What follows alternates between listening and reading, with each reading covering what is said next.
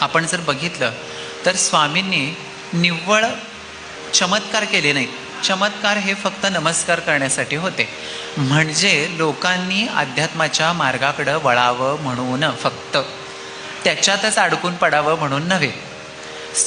येशू ख्रिस्त बायबलमध्ये म्हणतात की मी लोकांची दुखणी अंगावर घेऊन किंवा बरी करून जणू काय त्यांना लालूच दाखवतो. म्हणजे काय तर आपल्याला आपल्या जीवनामध्ये आलेलं संकट निवारण झालं की आपण पटकन आपल्यामध्ये कशी काय असं ना श्रद्धा निर्माण होते.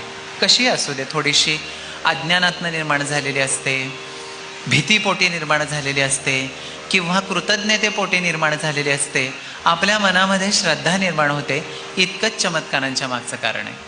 आणि ते चमत्कार आपल्याला घडवण्यासाठी असतात, न की त्याच्यामध्ये आपण नेहमी अडकावं आणि म्हणावं की आज हे काम झालं बाबा, आता स्वामी तुम्ही माझं उद्या हे काम करा.